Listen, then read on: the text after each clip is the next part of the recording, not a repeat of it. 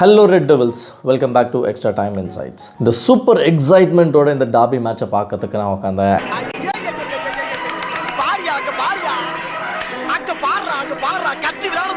And match இன்ட்ரெஸ்டிங்காக தான் இருந்தது. அண்ட் நான் அந்த மேட்சுக்கு முன்னாடி செட் பண்ணின எக்ஸ்பெக்டேஷன் என்னன்னா, ஏற்கனவே நம்ம ரிவர்ஸ் ஃபிக்சர்ஸ்லாம் நம்ம போட்டு தள்ளணும்ல, அதில் நம்மளுக்கு நம்மளோட ஆர்மர்ட் இல்லாமல் இருக்கிறது எப்படி அட்டாக்கிங்கில் இருக்க போகுது அப்படின்றது ஒரு மெயின் தாட்டாக இருந்தது. அதர்வைஸ் பார்த்தீங்கன்னா டிஃபென்ஸ்லையும் மிட்ஃபீல்ட்லையும் பயங்கர இம்ப்ரூவ்மெண்ட்ஸ் பண்ணிட்டு தான் இருக்கும். நம்ம மிட் மேலேயும் டிஃபென்ஸ் மேலேயும் பெருசாக எந்த ஒரு டவுட்டும் இல்லை. பட் நம்மளோட அட்டாக்கிங்கில் அந்த ஃபினிஷிங் இல்லையே, ஆர்மர்டும் இல்லையே, என்ன நடக்க போகுதுன்ற ஒரு விஷயம் மட்டும் என் மைண்டில் ஓடிக்கிட்டே இருந்தது.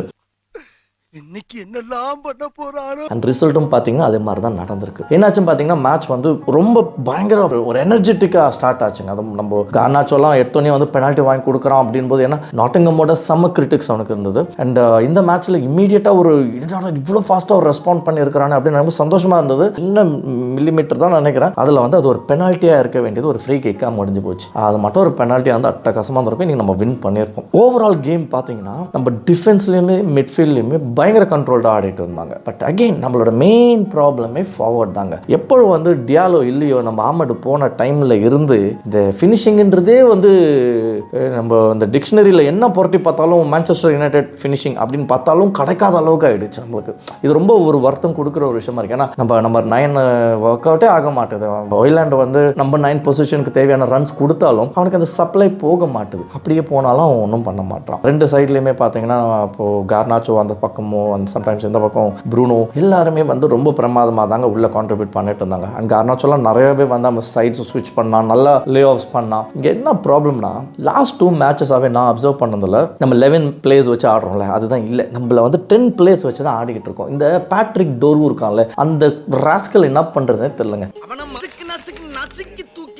சும்மா ஆடிட்டு இருக்கிறான்பா, சும்மா ஆடிக்கிட்டு இருக்கான். அதாவது கொஞ்சமாவது டீசெண்டாக ஆடணும்டா, கொஞ்சமாவது டீசெண்டாக ஆடணும். இப்போ என்ன ஆகுதுன்னா, ஒரு இன்கன்சிஸ்டன்ட் பர்ஃபார்மன்ஸ் கொடுத்துட்டு இருந்த யுனைடெட் இப்போ கன்சிஸ்டன்சியை கொடுத்துட்டு இருக்கிறாங்க. ப்ராப்ளம் ஒன்று தான், கோல் ஸ்கோரிங் இல்லை. Okay fine.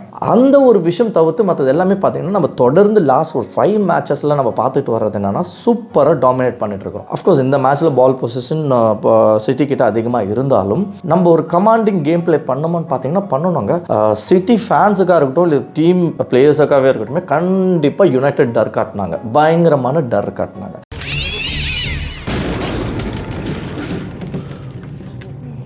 சில இடங்கள்லாம் நான் கோலின்னு நினச்சிட்டேன். 2-3 விஷயங்கள்லாம் பெனால்ட்டி மாதிரியே இருந்தது. அந்த மாதிரி யுனைடெடோட இந்த செட் பேக்லேருந்து யுனைடெட் இப்போ இருக்கிற இந்த ஒரு பொசிஷனை பார்க்கும்போது உண்மையாலே எனக்கு ஹாப்பியாக தான் இருக்குது. பட் அஃப்கோர்ஸ் இன்னும் பெட்டராக பண்ணியிருக்கலாம், பண்ணணுன்றது தான் நம்மள எல்லாரோட விருப்பம். பட் பண்ணுவாங்க அப்படின்றதுக்கு ஒரு எவிடன்ஸ் தான் இந்த டிரான்ஸ்ஃபார்மேஷன். இருக்கிற அதே பிளேயர்ஸை வச்சு, இந்த புது டாக்டிக்கல் பிளானை வச்சு எப்படி ஆம்ரிம் டீமை ரெடி பண்ணிட்டு இருக்காங்கன்றதை நம்ம கண்ணு நேராகவே பார்க்க முடியுது.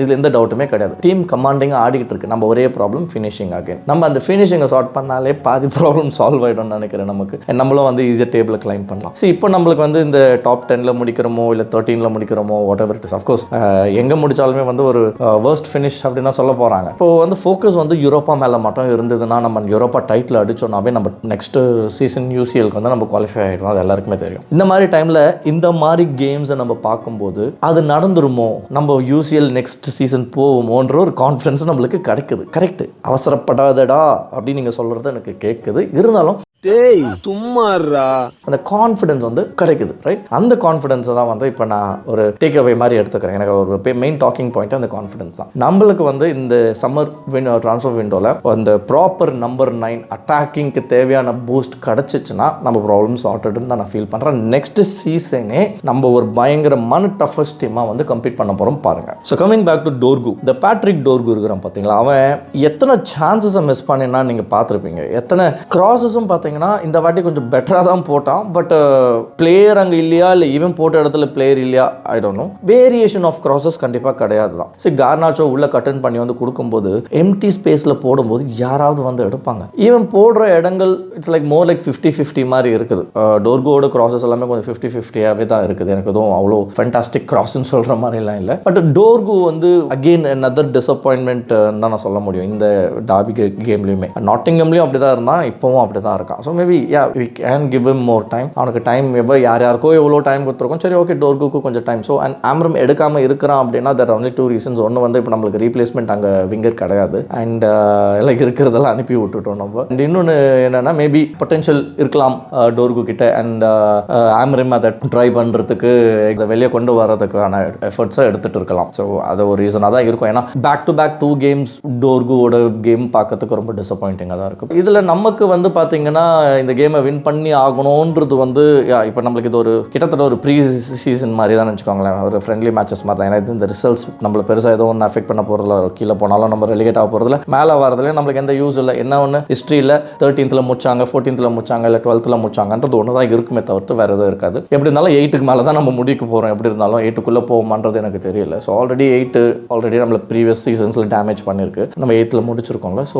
அது தவிர்த்து நம்மளுக்கு வந்து இது வேறு எந்த பெனிஃபிஷியலும் கிடையாது. ஸோ இது கிட்டத்தட்ட ஒரு ஃப்ரெண்ட்லி கேம் முதல்ல ஒரு ப்ரீ சீசன் மாதிரி தான் நினச்சிக்கலாம் வச்சுக்கோங்க. பட் அது வெரி அந்த பாயிண்ட்ஸ் வேணுன்ற வெரி இப்போ கார்னாச்சோலாம் வந்து எவ்வளோக்கு எவ்வளோ அந்த கிரிட்டிக்ஸை வந்து நம்ம லாஸ்ட் கேமில் நம்ம எல்லாருமே கொடுத்தோமோ அந்த கிரிட்டிக்ஸை வந்து இன்னும் ஒரு கன்ஸ்ட்ரக்டிவ் கிரிட்டிசிசமாக எடுத்து இப்படி ஒரு கம்பேக் கொடுப்பான்னு நான் எதிர்பார்க்கல. அண்ட் கண்டிப்பாக அதை அப்ரிஷியேட் பண்ணி ஆகணும். ரொம்ப சூப்பராக ஆடிட்டு இருந்தான். இந்த ஃப்ரண்ட்ல தான் இந்த ஸ்ட்ரைக்கர் நம்பர் 9 தான் மேஜர் ப்ராப்ளம். அண்ட் என்னோட 2வது மேஜர் ப்ராப்ளம் வந்து விங்கர்ஸ். டாலோவோட சைடில் அட்டாக்கிங் வந்து கம்பேரிட்டிவ்லி கம்மியாக தான் இருந்தது. அதாவது லைக் இப்போ கார்னாச்சோ டோர்கு சைடில் வந்து நிறைய அட்டாக்கிங் நடந்துட்டு விங்கில் இருந்து, பட் டாலட் சைடில் இருந்து கம்மியாக தான் நடக்குது. அது ஏன்றது கொஞ்சம் அனலைஸ் பண்ணி பார்க்கணும். டாலட் மேபி அது ஒரு டாக்டிக்கல் செட்டப்பாகவும் இருக்கலாம், மேபி அவ்வளோதாங்க பொட்டென்ஷியலோ என்னவோ தெரியல. So but on the whole பார்க்கும்போது நம்ம டோர்கு சைட்லேருந்து அட்டாக்கிங் ஹெவியாக இருக்குது. அதாவது லைக் அஃப்கோர்ஸ் அது கார்னாச்சோவால தான், டோர்குனால கிடையாது. அதுக்கப்புறம் கொஞ்சம் மிட்டுக்கு வரும்போது கொஞ்சம் கம்மியாக இருக்குது. அண்ட் தென் டாலோ சைடு வரும்போது இன்னும் கம்மியாக தான் இருக்கே தவிர அந்த மிடில் போகிற அட்டாக்கிங்கை விட ஒன்றும் டாலோ சைடில் வந்து அதிகமாக இல்லை. பட் டாலோக்கு கிடைக்கிற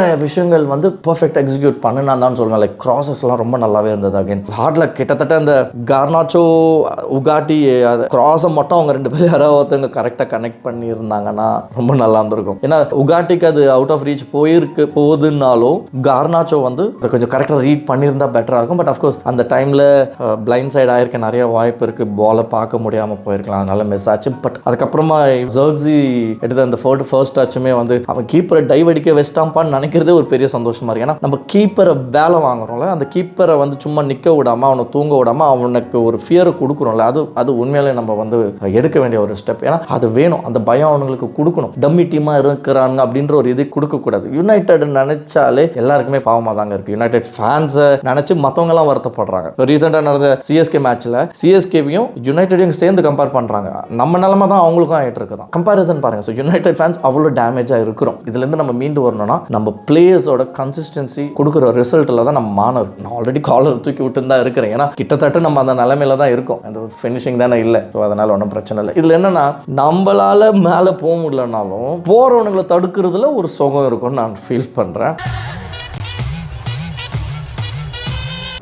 இது ஒரு சீப்பான ஒரு விஷயம் தான். பட் இருந்தாலும் அது ஒரு சாட்டிஸ்ஃபேக்ஷன் தான். கண்டிப்பாக சிட்டி ஃபேன்ஸ்க்கு அதில் கொஞ்சம் காண்ட் ஆகலாம். பட் எனக்கு பார்த்தீங்கன்னா ஒன்று டாப் 4 நான் போகல, ஐம் ஹாப்பியா அப்படின்ற ஒரு இதுதான். ஸோ இன்னைக்கு கேமில் யாரை கதற விட்டாங்கன்னு பார்த்தீங்கன்னா நம்ம சிட்டி ஃபேன்ஸை தான் கதற விட்டுருக்கோம். நம்ம ஜெயிக்கலனாலும் நம்ம சிட்டி ஃபேன்ஸை கதற விட்டுருக்கோம், சிட்டியவும் கதற விட்டுட்டோம். ஏன்னா அவங்கள டாப் 4 போக விடல. செல்சியை தான் மேலே இன்னும் இருக்கிறாங்க. நீங்கள் அவங்க வின் பண்ணியிருந்தாங்கன்னா செல்சிக்கு மேலே போயிருப்பாங்க. ஸோ நம்ம இன்ஃபேக்ட் செல்சிக்கு ஒரு ஃபேவர் பண்ணிட்டோன்னே சொல்லலாம்.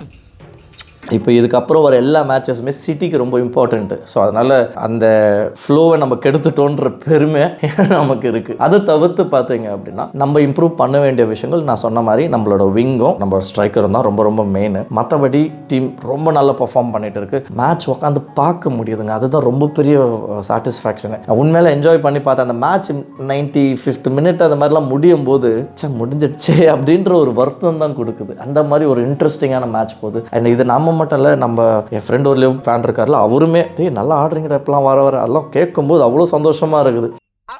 இதெல்லாம் ஒரு 2 வருஷமா இல்லை. உங்கள் மேட்சை பார்த்தா தூக்கம் வருது, நம்மளுக்கே வந்திருக்கும். அந்த மாதிரி நிலைமையில இருந்தோம். பட் இது எவ்வளோ பரவாயில்லையா இருக்குது. ஸோ இந்த சந்தோஷத்தோட ஆப்போனண்ட் இவ்வளோ கதற விட்டுருக்கோன்ற ஒரு சந்தோஷத்தோட நான் இந்த வீடியோ முடிச்சுக்கிறேன். டைம் இருந்ததுன்னா கண்டிப்பாக ஒரு மேட்ச், இந்த ஃபுல் மேட்ச் பற்றி ஒரு வீடியோ அனாலிசிஸை நான் போடுறேன். எனக்கு இந்த டோர் குரூப் ஃபோக்கஸ் பண்ணி ஒரு கண்டென்ட் போடணும்னு இருக்குது. நான் ட்ரை பண்ணுறேன். அடுத்த வீடியோவில் யாரை கதற விடுறான்னு பார்க்கும் வரை நான் ஸ்டான்லி சைனிங் ஆஃப்.